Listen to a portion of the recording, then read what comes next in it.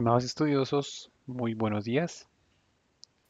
Son las 11:24 del 17 de mayo del 2018. Bienvenidos a la segunda videoclase de la hora de precomisionamiento y comisionamiento. Pues en el día de hoy es una charla muy breve y pues únicamente vamos a ver lo que es comisionamiento, digamos que visto desde el montaje o las partes a tener en cuenta en el montaje de un motor eléctrico. Es algo muy sencillo, pero a la vez es algo que se me vuelve muy densa la conferencia, no sé, no tuve como más, va a ser como muy teórica. Entonces, pues es simplemente una guía de que cómo se hace el comisionamiento y pues bueno, pues iniciemos. Vamos viéndolo ahí en el camino. Ustedes han investigado, han hecho unos muy buenos trabajos. Hay unos blogs fantásticos, entonces esto simplemente es como un recorderis de lo que ustedes ya han visto, de lo que han desarrollado, de lo que han estudiado, de lo que han investigado. Entonces, veámoslo como manera de información complementaria. Entonces, para un motor, pues cuando un motor es accionado por primera vez o tras una parada prolongada, después de un mantenimiento o después de un traslado, pues se deben considerar varios aspectos. Además de los procedimientos normales de la operación, entonces nos recomiendan ahí evitar cualquier contacto con los circuitos eléctricos, o que los circuitos de baja tensión también pueden ofrecer peligro de muerte. Podrán ocurrir sobretensiones en cualquier circuito electromagnético en ciertas condiciones de operación. No se debe abrir repentinamente un circuito electromagnético, ya que la presencia de una tensión de descarga inductiva podrá perforar el aislamiento o herir al operador. Y para la apertura de estos circuitos deben ser utilizadas llaves de accionamiento o disyuntores. Entonces, como está en amarillo y tiene ese triangulito, significa que son medidas de precaución. Entonces debemos protegernos, debemos leer todas esas marquillas que traen esa simbología de, pues, preveyendo algún accidente. Entonces, lo que queremos es evitar al máximo los riesgos también en este tipo de trabajos. Bueno, antes que nada, pues nos recomiendan hacer una inspección preliminar. Entonces, nos recomiendan verificar los siguientes ítems. Entonces, empecemos. Primero, verificar si los tornillos del motor están apretados. Segundo, se deben medir la resistencia del aislamiento de las bobinas, asegurándose de que está dentro del valor prescrito. Eso lo trae en su respectiva tabla de especificaciones. Entonces uno compara con la medición los valores que están ahí en la tabla. Verificar si el motor está limpio y si fueron removidos los embalajes, así como los instrumentos de medición y dispositivos de alineación del área de trabajo del motor. Cuarta recomendación es verificar si los componentes de conexión del acoplamiento están en perfectas condiciones de operación, debidamente apretados y engrasados cuando sea necesario. Entonces todos esos coupling deben revisarse bien, en lo posible que sean coupling flexibles, pero deben estar bien ajustados. Se debe hacer una verificación previa de que eso esté bien. Quinto, verificar si el motor está alineado correctamente, esa creo que es muy clara. Sexto, verificar que los cojinetes estén debidamente lubricados. El lubricante debe ser del tipo especificado en la placa de identificación. Eso también creo que no tiene ningún misterio. Séptimo, verificar el nivel de aceite de los cojinetes lubricados con aceite. Los cojinetes con lubricación forzada deben tener flujo y presión de aceite, conforme lo descrito en su placa de identificación. Entonces hay que verificar esos sistemas que estén bien con la presión adecuada, con el aceite indicado al nivel que corresponde y pues eso como lo vemos ahí está en la placa de identificación. Octavo, inspeccionar las conexiones de los cables de los accesorios, en lo que se refiere a protectores térmicos, puesta a tierra y resistencia de calentamiento. Noveno, verificar si todas las conexiones eléctricas están de acuerdo con el esquema de conexión del motor. Décimo, verificar si el motor está debidamente puesto a tierra. Décimo primero, los conductores conectados a los bornes principales del estator y del rotor deben estar adecuadamente apretados para imposibilitar un cortocircuito o que se suelten. También es muy clara. Decimosegundo, inspeccionar el sistema de refrigeración en los motores con refrigeración a agua. Inspeccionar el funcionamiento del sistema de alimentación de agua de los radiadores. En motores con ventilación independiente, verificar el sentido de rotación de los ventiladores. Decimotercera, las entradas y salidas de aire del motor, si existieran, deben estar desobstruidas. Decimocuarto, las partes móviles del motor deben ser protegidas para evitar accidentes. Décima quinta, las tapas de las cajas de conexión deben estar fijadas correctamente. Décima sexta, verificar si la tensión y la frecuencia de alimentación están de acuerdo con los datos de la placa de identificación del motor. Décima séptima, verificar las condiciones de los portaescobillas y de los anillos conectores.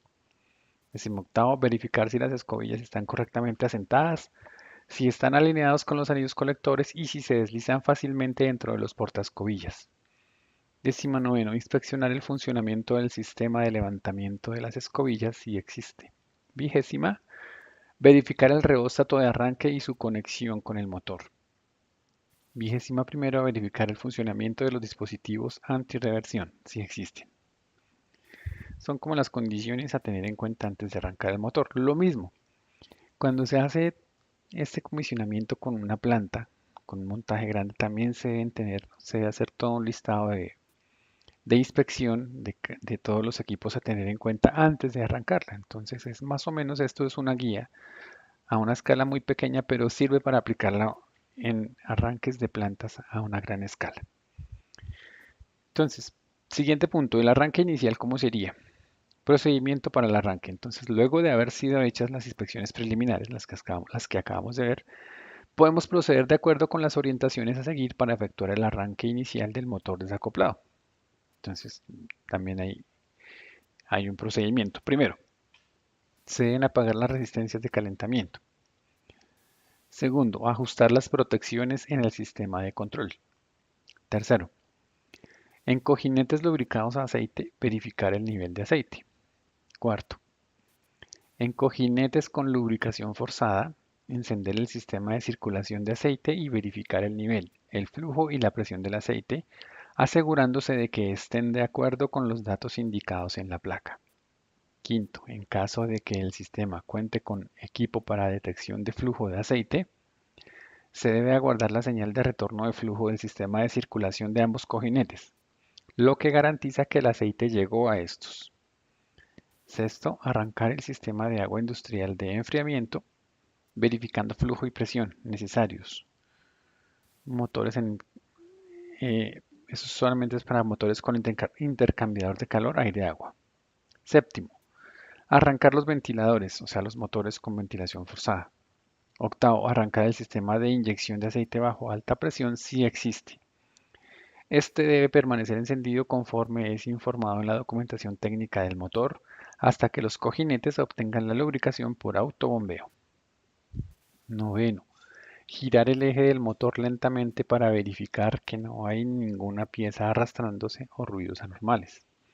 Décimo, luego de que las etapas anteriores hayan sido concluidas satisfactoriamente, se podrá continuar con la secuencia de arranque del motor. Décimo primero, accionar el motor en vacío asegurándose de que gira levemente sin ruidos extraños. Décimo segundo, verificar el sentido de rotación con el motor desacoplado. Décimo tercero, para invertir el sentido de rotación, basta invertir la conexión de dos fases cualesquiera entre sí. Décimo cuarta, mantener el motor girando en la rotación nominal y anotar los valores de las temperaturas en los cojinetes a intervalos de 1 minuto, hasta que éstas se tornen constantes. Cualquier aumento repentino de la temperatura en los cojinetes indica anormalidad en la lubricación o en la superficie de roce. Décimo quinto, monitorear la temperatura, el nivel de aceite de los cojinetes y los niveles de vibración en caso de que haya una variación significativa de un valor. Interrumpir el arranque del motor, detectar las posibles causas y realizar la debida corrección. Décimo sexto. Cuando las temperaturas de los cojinetes se tornen constantes, se podrá continuar con los demás pasos para la operación del motor. Entonces, para ese arranque inicial también estos parámetros también se deben tener en cuenta en el arranque inicial de una determinada planta. Entonces, pues ahí entran a jugar otras variables un poco a una escala un poco mayor, como por ejemplo las acometidas neumáticas. Entonces se deberá prender el compresor, verificar todas las tuberías, las presiones, las fugas, que esté llegando a cada uno de los instrumentos que se requiera. Lo mismo se harán pruebas con la acometida eléctrica, hidráulica, con, con el tipo de acometidas que se requieran y empezar a colocar en funcionamiento gradualmente todos los componentes de la planta. Para la operación, pues entonces, luego de que esa prueba de arranque fue exitosa, esa pequeña prueba en vacío fue exitosa, pues se acopla el motor a la carga accionada y de esta forma podrá ser reiniciado el procedimiento de arranque conforme a los siguientes parámetros. De manera general, pues, accionar el motor acoplado a la carga hasta alcanzar su estabilidad térmica y verificar si no están ocurriendo ruidos, vibraciones anormales o calentamientos excesivos. En caso de que ocurran variaciones significativas en las vibraciones entre la condición inicial de funcionamiento y la condición luego de alcanzar la estabilidad térmica, será necesario verificar la alineación y la nivelación. Entonces, el siguiente punto es medir la corriente eléctrica absorbida y compararla con el valor indicado en la placa de identificación. En régimen continuo sin variación de la carga, el valor de la corriente medida no debe exceder el valor indicado en la placa multiplicado por el factor de servicio. Si todos los instrumentos y aparatos de medición y de control deben ser monitoreados permanentemente para detectar eventualmente alteraciones. En caso de anomalía, se determinan las causas y se realizan las debidas correcciones. En esas condiciones de carga, pues hay una recomendación especial que es verificar la real condición de la carga a la que el motor será sometido en régimen de trabajo y, si fuera necesario, redimensionar el conjunto de escobillas en caso de duda, pues se debe consultar al fabricante. También se verifican otros aspectos como las temperaturas, entonces también hay que entrar a indagar en eso. Las temperaturas de los cojinetes del devanado del estator y del sistema de refrigeración, pues también deben ser monitoreadas mientras el motor esté operando. Estas temperaturas se deben estabilizar en un periodo de 4 a 8 horas de funcionamiento. La temperatura del devanado del estator depende de la carga de la máquina, por eso la carga accionada también debe ser monitoreada durante el funcionamiento del motor. Otro aspecto que entran a revisar acá son los cojinetes, que son como la parte crítica en la vida útil de un motor. Entonces, cuando se arranca el sistema, así como las primeras horas de operación, deben ser monitoreadas cuidadosamente antes de poner el motor en operación, pues verificar que el sistema de inyección de aceite bajo alta presión, si existiera, pues esté encendido. Que el sistema de lubricación externa, si existe, esté encendido. Que el lubricante utilizado esté de acuerdo con el especificado. Revisa las características del lubricante, el nivel de aceite en los cojinetes y lubricados, en los cojinetes lubricados a aceite. Si las temperaturas de alarma y apagado están ajustadas para los cojinetes. Durante el primer arranque se deberá prestar atención a eventuales vibraciones o ruidos anormales. En caso de que el cojinete no trabaje de manera silenciosa y uniforme, el motor deberá ser apagado inmediatamente. En caso de que ocurra una sobreelevación de temperatura, el motor deberá ser apagado inmediatamente para inspeccionar los cojinetes y sensores de temperatura, corrigiendo las eventuales causas. El motor deberá operar durante algunas horas hasta que la temperatura de los cojinetes se estabilice dentro de los límites especificados. Luego de la estabilización de las temperaturas de los cojinetes, verificar si no hay pérdida de los plugs para las juntas o por la punta del eje. Quinto, otro aspecto a revisar en el arranque del motor es el sistema de inyección de aceite bajo alta presión cuando lo tienen. Entonces, en los cojinetes que poseen esa opción de levantamiento del eje en el arranque o en la parada, a través de presión de aceite, el accionamiento de este sistema es hecho a través de una bomba de aceite externa al motor, debiendo ser seguido el siguiente procedimiento. Recomendación del fabricante. Entonces, el sistema de inyección de aceite bajo alta presión debe ser encendido antes de colocar en operación el motor y durante el procedimiento de parada, conforme es informado en la documentación técnica del motor. Otro análisis que se hace en el arranque es la vibración. Los motores son balanceados siempre en fábrica, cumpliendo los límites de vibración establecidos por las normas recomendadas. excepto cuando el contrato de compra especifique algunos valores diferentes. Las mediciones de vibración son realizadas en los cojinetes trasero y delantero, en las direcciones vertical, horizontal y axial. Cuando el cliente envía el medio el medio manguito acoplamiento WEC, el motor es balanceado con el medio manguito montado en el eje. En caso contrario, de acuerdo con las normas de arriba, el motor es balanceado con medida de chaveta, es decir, el canal de la chaveta es llenado con una barra del mismo ancho, espesor y altura que el canal de la chaveta durante el balanceo. Los niveles máximos de vibración para motores en operación, cumplidos por WEC, son informados en la tabla 1. Tales valores son orientativos y genéricos, ya que siempre deberían ser consideradas las condiciones de aplicación. Entonces ahí hay unos valores permitidos mínimos de vibraciones cuando el motor esté prendido o apagado, entonces cuáles son los límites de alarma, etcétera.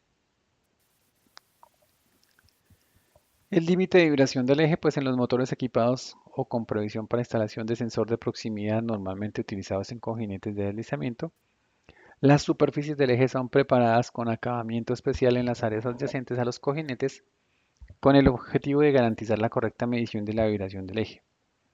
La vibración del eje medida en estos motores debe cumplir con ciertas normas. Los valores de alarma y apagado están en la tabla 2. Tales valores son orientativos y genéricos ya que siempre deben ser consideradas las condiciones específicas de la aplicación, principalmente la holgura diametral entre el eje y el cojinete. Como recomendación, pues operar el motor con valores de vibración del eje en la región de alarma o apagado puede causar daños al casquillo del cojinete. Están los valores recomendados para las vibraciones. Las principales causas de aumento en la vibración del eje son, primero, problemas de desbalance de acoplamiento u otros problemas que pueden generar vibración de la máquina. Segundo, problemas de forma del eje en la región de medición minimizados durante la fabricación. Tercero, tensión o magnetismo residual en la superficie del eje donde es hecha la medición. Cuarto, rayaduras, abolladuras en el acabamiento del eje o en la región de medición. Como ya saben, pues cualquier duda, cualquier inquietud pueden hacérmela llegar a través de cualquiera de los medios de comunicación. Entonces, por ahora no es más, les deseo un feliz día. Las notas están publicadas, cualquier inquietud con gusto estaré para resolverlas. Feliz tarde.